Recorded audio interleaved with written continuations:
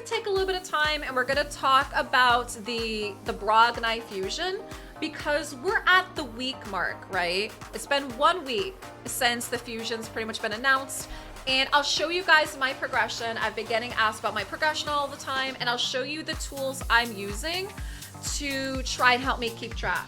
So first of all, if you come over to the news, there is the Underpriest Brogni Fusion event, and it tells you all of the tournaments and events that you can collect all the fragments. Now, what does make this fusion a little bit more difficult is you have to collect fragments for 4 champs.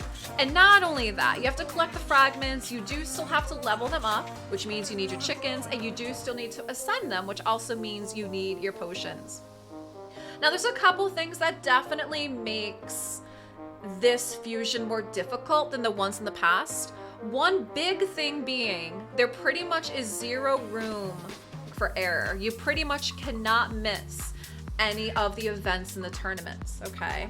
And what do I mean by that? What I mean is if you come over here and you see how many fragments are available, the way it works right now is Skimfoss, there's only 100 fragments available.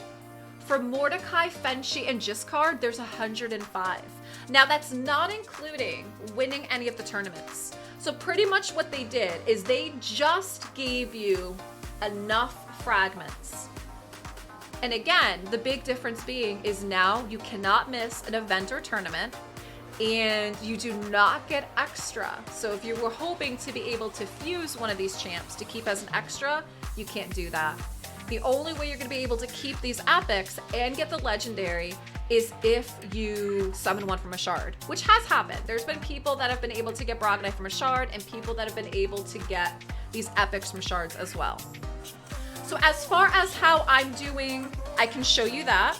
So what this is this is a planning guide that has each of the 4 epics, and it tells you how many fragments you get and what are from events and what are from tournaments. So you're gonna see there's a couple things that I did here. Is first of all, I'm graying out the days that are past, right? That way I can keep track of what is currently going.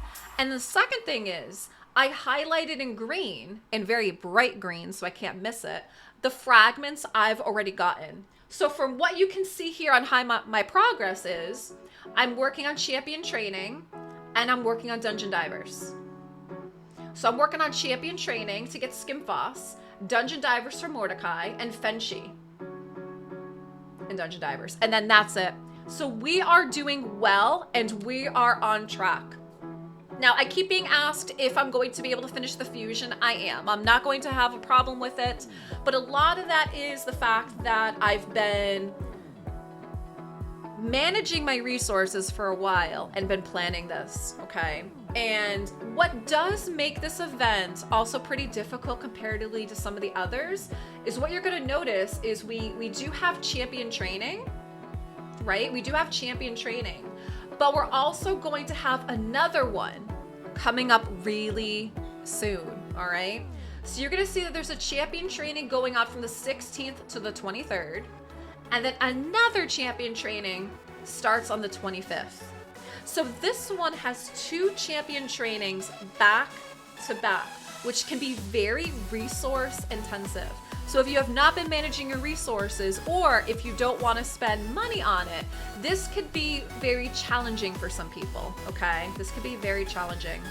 Also the fact, again, that you pretty much have almost exactly the amount of fragments you need. You pretty much needed to participate in both the champion chase and the summon rush, which for a lot of people, that could be pretty difficult. Being able to have enough shards to be able to pull both. Is with this, what makes this fusion very difficult is you can't miss anything. There's no room for error. Like, you pretty much have to participate in all of the events and tournaments, unless if you get really lucky and you pull a champ out of it, and that kind of gives you a little bit of breathing room, okay? And then, of course, like I said, there are some things like this, like the back-to-back champion training, which is gonna be really difficult for people. Now, talking about the champion training, if you do struggle with champion training, make sure you check out another video that I had on that topic, what I did was I created a YouTube video where I shared my tips and tricks for what I do when champion training comes up to help ensure that I get all the rewards and I get any of the fragments. So whenever these champion training tournaments events come up, I don't stress about it. Also up there on the top right, you can see that you'll be able to click on my champion training video to get some ideas on things you can do. And some of those ideas, for example, are making sure you save experience brews for champion training, right? That's one big thing. Not leveling up champs that you don't necessarily need to level up outside of champion training. Those are just some little tips and things that I use, so you'll be able to see some of that in the video. So talking about managing resources, and don't worry, I'm gonna get through all this eventually, is I have a lot of energy in here, right? We have experience energy, and a lot of this energy is just stuff that we get as the little gifts that they give you, right? So appropriately managing your energy is not being wasteful with what you have, because keep in mind, I mean, your energy does replenish. You get energy every like 3 minutes or so. So your energy does replenish. So I think if I did the math right, I get a full thing of energy, what, like 5 hours or something? And so talking about resources is I showed you guys what's in my inbox, but also talking about just being prepared in general is when we scroll through and look, I have a lot of food in here, guys. I have a lot of champs, a lot of food. And we partially level up a lot of this, which you guys are going to see in the champion training video. For the reason why I do that, I explain the methodology behind that. And so we have a lot of food here that's saved purposely to level up during a champion training to be able to get us some more points. And so this is the kind of stuff that's going to be helpful with the fact that we have 2 champion trainings back to back. And as far as my resources go, I have plenty of experience brews. So if you're going to be using experience brews for champion training to help you with the fusion, you get the most points with like your 5s and 6s. But there's no saying you can't use these earlier. And also keep in mind with this fusion, for the epics, there aren't any magic champs, okay? You do need extra force though, because there's 2 force champs, a spirit and a void, okay? But you don't have to worry about magic for the epic champs, only Brogni is magic. So this is where we stand with brews, and looking at chickens, this is where we stand with chickens. So for the 4 epics, you're going to need 16 4-star chickens, and I have no problem with that. As you see, I have 11 chickens on their own, but that also won't take into account all of the other chickens that we have. So if I pull up a 4, you're gonna see that I have a lot of food in here, and that's not exactly taking into account this. So just keep in mind you're going to need 16, and I don't see a problem with that. I'm gonna have that just fine. So that's where I am as far as the fusion goes. I see no problem with me getting Brogni. I just think the fact that, you know, they made the fragments almost to be exact, that's pretty difficult for a lot of people.